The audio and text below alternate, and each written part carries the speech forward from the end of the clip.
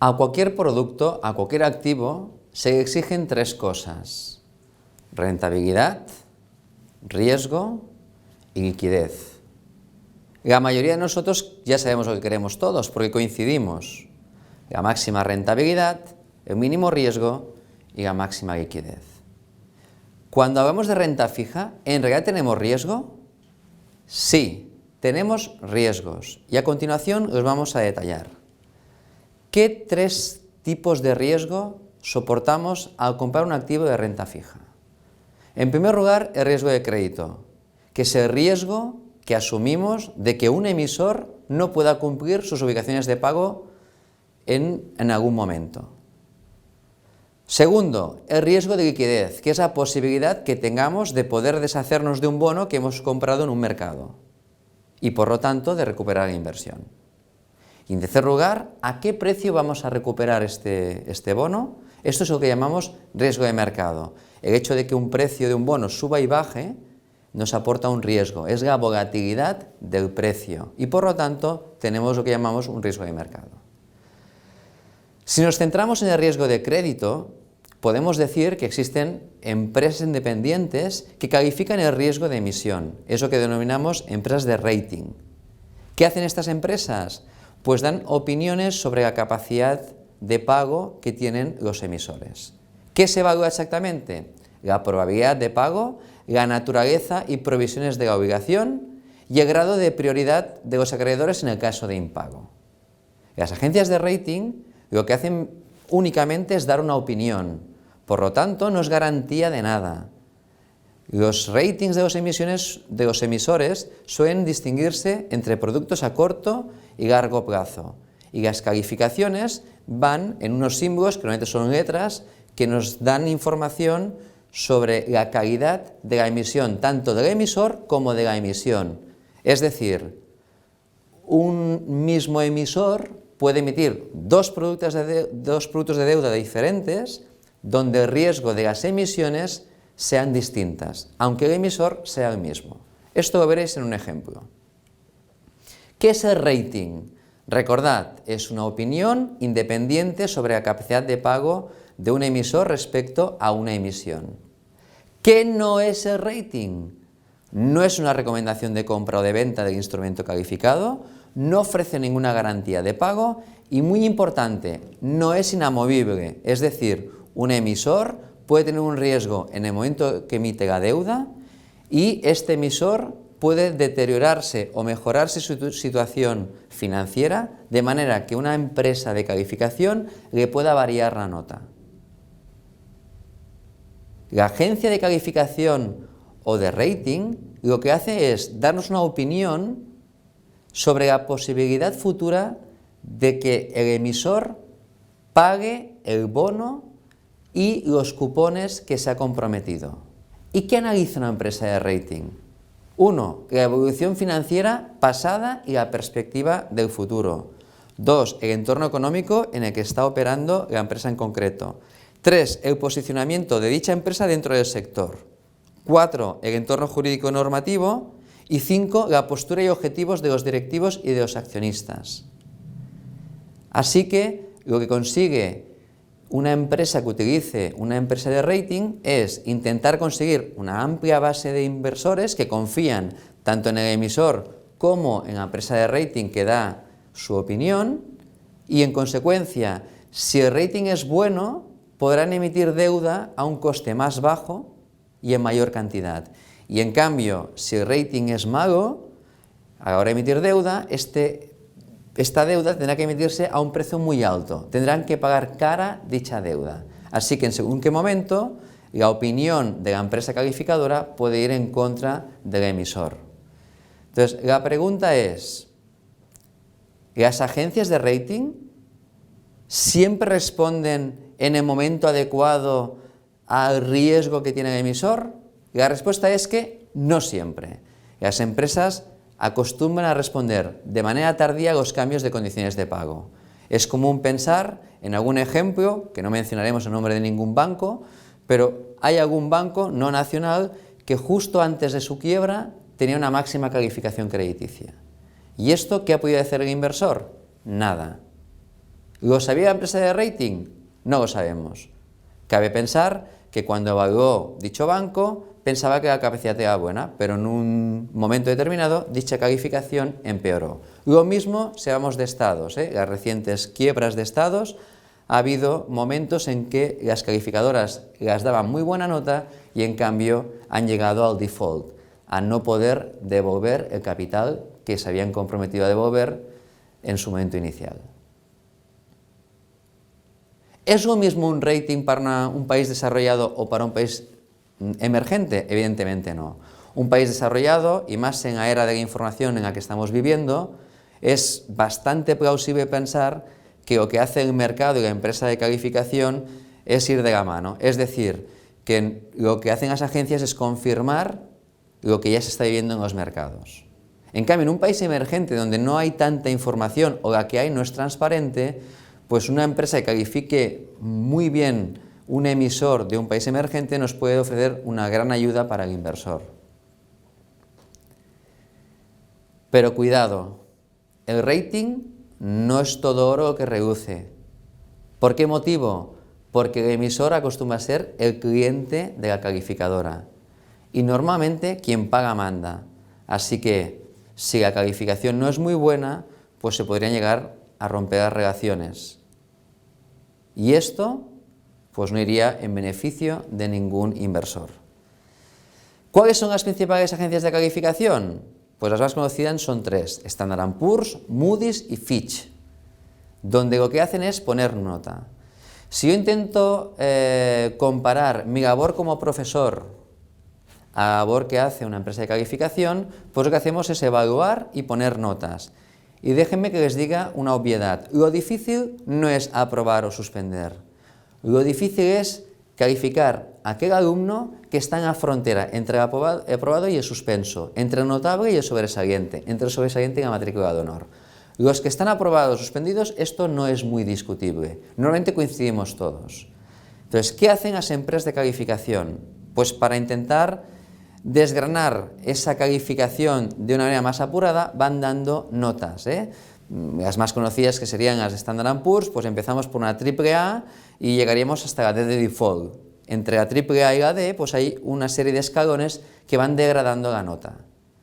Así que si os parece bien, para que comprendamos bien esto, pues vamos a calificar exactamente estos ratings que ofrece una calificadora como Standard & Poor's. Standard & Poor's lo que hace es poner matrícula de honor solamente a unos pocos emisores, y a estos emisores les pone la máxima calificación, que sería la AAA. En cambio, hay otros emisores que les pondría un aprobado. Este aprobado, para que uno pueda invertir tranquilamente, porque la probabilidad de impago es pequeña, es el BBB. Entre BBB y AAA es lo que llamamos investment grade. Son emisiones donde uno puede invertir con una probabilidad de impago muy baja. A partir de aquí, a partir del BB+, ya empezamos a degradar la nota. Ya estamos en un suspenso consistente, hasta llegar a la D, que sería el 0, el suspenso completamente a la emisión. Fijaros que entre el AAA y el BBB, pues vamos degradando la nota. El AA+ sería un excelente que puede ser el AA y el AA-. Después ya pasamos a un notable, que sería el A+, el A y el A-, y después ya tendríamos el aprobado desde el BBB+ hasta el BBB-. ¿De acuerdo? Así que fijaros que la calificación lo que hace es dar una opinión y ofrecer un veredicto ante una emisión de deuda y sobre un emisor. Para que entendamos bien esto, pues a la hora de emitir el riesgo de crédito, que es lo que hacen las calificadoras o empresas de rating, pues la empresa de rating diferencia el emisor público del emisor privado. Y dentro del emisor privado lo que hace es preguntarse por qué garantías hay detrás. Si el producto tiene muchas garantías, por ejemplo una cédula hipotecaria, pues eso tiene una calificación que normalmente es mejor que otras emisiones. Si yo, por ejemplo, lo que hago es una emisión de productos híbridos, como las participaciones preferentes o la deuda subordinada, aquí la calificación es peor, ya que hay un mayor riesgo. No cabe olvidar que también hay bonos simples, con una garantía simple. Recordad que si analizamos el pasivo de una empresa en el hipotético caso de quiebra, hay un orden de pregación en el cobro, que normalmente se pone el que tiene mayor probabilidad de recuperar el capital hasta el que tenga menor probabilidad de recuperar el capital. Si os fijáis en esta imagen, podéis ver que he seleccionado un emisor, CaixaBank. Y CaixaBank, en función del activo o del producto de deuda que emitía, fijaros que la calificación no es siempre la misma. Quedaros pensando 5 minutos en ella y veréis que si es una cédula hipotecaria de la Caixa, la garantía ya no es tanto Caixa, sino las hipotecas que están detrás. Y si la deuda que emite es una deuda de un bono senior, esto tiene una garantía. Y si es una deuda subordinada, esto es otra garantía. Por lo tanto, aunque el emisor sea el mismo, no tiene por qué ser siempre la misma calificación. Una vez ya hemos hablado del primer gran riesgo, que es el riesgo de crédito, pasemos al segundo. El segundo riesgo hemos dicho que es el riesgo de liquidez. ¿Qué se conoce como riesgo de liquidez? La capacidad que tenemos de recuperar el capital antes de vencimiento. Es la facilidad para comprar o vender un bono en el mercado secundario. ¿De qué depende esto? De 3 factores. 1, de la cantidad de contribuidores que quieran ese producto. Es decir, yo puedo ir al mercado y mirar cuánta gente está interesado en comprar y en vender ese bono. Esta gente, que normalmente lo que hace es operar a través de un intermediario, serían los contribuidores del mercado. El segundo factor de liquidez podría ser el volumen de transacciones. No es lo mismo un bono que haya mucha negociación, que sea muy líquido, que otro que apenas haya negociación, que sería un bono poco líquido. Y el tercer gran factor sería la horquilla de precios entre comprador y vendedor. A menor horquilla, más líquido es el producto. Cuando la oferta y la demanda están lejos, normalmente no hay mucha operativa. Así que, si miramos un bono en el mercado secundario, pues deberemos ver estos 3 factores. Por último, hablaremos de riesgo de mercado. ¿Qué se entiende por riesgo de mercado? Pues es ese riesgo a que el precio pueda oscilar. Si miráis en esta imagen, un bono emitido pues a más de 5 años, fijaros cómo el precio oscila sensiblemente. Y este precio, la volatilidad se disminuye bastante conforme se llega a su vencimiento. Así que un pequeño resumen de lo que acabamos de comentar, tomando referencia a 2 riesgos, el de liquidez y el riesgo de mercado, podríamos decir lo siguiente. Ante un bono nos vamos a preguntar, ¿cotiza en un mercado secundario o no cotiza? Si no cotiza, significa que no tiene liquidez. Y si no cotiza, significa que tampoco tiene volatilidad. Por lo tanto, estaríamos asumiendo un bono de máximo riesgo. Ese máximo riesgo nos lo tendrá que compensar con una elevada rentabilidad. Ahora nos vamos al mercado organizado, donde se cotizan los bonos. Por ejemplo, el mercado IAF, en la plataforma SEN, ¿cómo podríamos verlo? Entenderemos por un bono muy líquido aquel que haya muchos contribuidores, que haya mucho volumen y donde el spread o diferencial entre precio de compra y precio de venta sea pequeño. En este caso, pues cuanto menor volatilidad tenga este bono, menor riesgo tiene, y cuanto mayor volatilidad tenga, mayor riesgo tiene. Si vamos a un bono poco líquido, es aquel que hay pocos contribuidores, que apenas hay volumen y que el spread entre oferta y demanda están muy alejados. Así que en este caso, seguramente, como no hay transacciones, tampoco habrá una gran volatilidad del precio porque no aplica, pero a pesar de ello, el riesgo que se asume es muy alto. Así que fijaros, ¿invertir en renta fija tiene riesgo? Sí. ¿Qué significa esto? Pues que puede ser que no recupere el capital. Muchos alumnos no entienden bien lo que os acabo de explicar. Así que yo lo que hago en clase es hacer un ejemplo con vacas. Y me voy a explicar. Imaginaros que tenemos un cliente que tiene una granja de vacas lecheras. Y que una vaca da, por ejemplo, 40.000 litros de leche al año. Estaréis de acuerdo que este granjero, que tiene vacas que producen leche, 40.000 al año, pues podemos decir que cada vaca tiene un valor y que por tanto el granjero tiene un patrimonio en vacas. Imaginaos que tienen 500 vacas, pues diríamos que multiplicando el precio de una vaca por 500 sería el patrimonio que hay en vacas. Ahora suponed que un país que no forma parte de la Unión Europea, por ejemplo Noruega, decide anexarse a la Unión Europea. Y lo que hace es introducir bienes y servicios dentro de la comunidad, dentro del mismo mercado. Y nos introduce la vaca noruega. Dicha vaca da 60.000 litros de leche. Ante esta situación os hago las siguientes preguntas.